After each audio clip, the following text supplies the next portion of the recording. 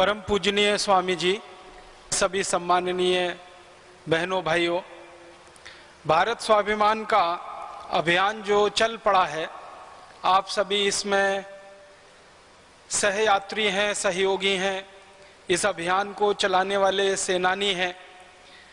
अपने सेनापति परम पूजनीय स्वामी रामदेव जी हैं।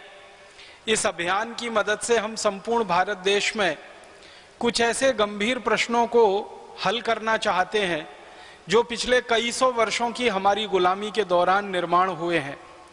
उन्हीं में से एक गंभीर प्रश्न है हमारे सांस्कृतिक अधःपतन का, हमारे सांस्कृतिक और सभ्यतागत स्तर के पतन का। आप सभी जानते हैं कि भारत अंग्रेजों का गुलाम रहा, प्रत्यक्ष रूप से और परोक्ष रूप से लगभग 250 वर्षों तक। और अंग्रेजों के पहले भारत पर थोड़े समय के लिए फ्रांसीसियों का प्रभाव रहा, थोड़े समय के लिए डच लोगों का प्रभाव रहा, और भारत के एक इलाके पर, जिसको हम केरल कहते हैं और गोवा कहते हैं, इस एक इलाके पर लगभग 450 वर्षों तक पुर्तगालियों का प्रभाव रहा। और सिर्फ प्रभाव ही नहीं रहा, पुर्तगालियों का शासन भी रहा 450 वर्षों तक गोवा और केरल के मलाबार एरिया में। तो ऐसे ये पिछले 450-500 वर्षों का जो हमारा समय बीता है, ये बहुत खराब समय है हमारे देश का।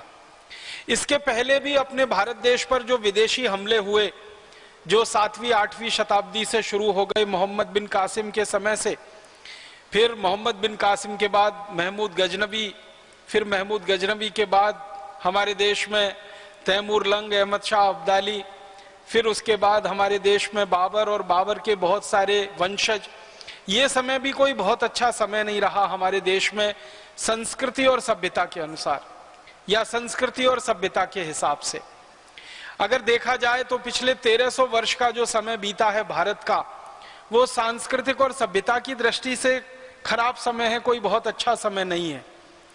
अर्थ को थोड़ी देर के लिए छोड़ दें, अन्य समाज व्यवस्थाओं को छोड़ दें, तो हमारी संस्कृति और सभ्यता में बहुत सारे बदलाव आए हैं पिछले 1300 वर्ष में।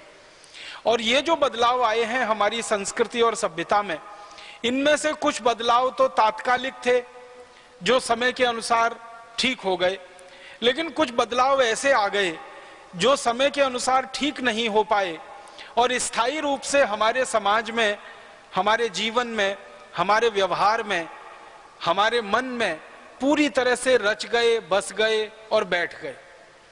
जो बदलाव हमारे मन में हमेशा के लिए बैठ गए, हमारे व्यवहार में हमेशा के लिए आ गए, उन्होंने हमको बहुत दुख और तकलीफ पहुंचाना शुरू किया है और हमको अधकचरा बना दिया है। अधकचरापन हम में क्या है? हमारा जन्म भारत में हुआ, हमारी मान्यता भारत की है, हमारी परंपराएं भारत की हैं, हमारी सभ्यता और संस्कृति भारत की है, लेकिन हमारा आचार और व्यवहार विदेशी है, हमारा रहन सहन विदेशी है, हमारा खान पान विदेशी है, हमारी भाषा विदेशी है।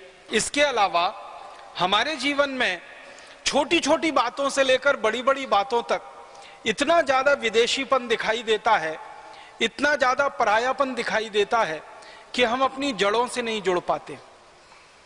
कई बार मुझे ये कहते हुए बहुत हंसी आती है कि ना तो हम पूरी ताकत से विदेशी हो पाए और ना पूरी ताकत से हम भारतीय रह पाए। हम बीच के हो गए, हम खिचड़ी बन गए। दाल अलग नहीं है, चावल अलग नहीं है, दोनों का मिक्सचर हो गया, दोनों का मिश्रण हो गया। और ये इतना ज्यादा हो गया है कि कई बार हमको अंदाजा नहीं लगता, समझ में नहीं आता कि हम कहाँ विदेशी हैं और कहाँ स्वदेशी हैं, कहाँ हम कोई काम कर रहे हैं वो पराया है और कहाँ कोई काम कर रहे हैं हम, वो हमारा अपना है।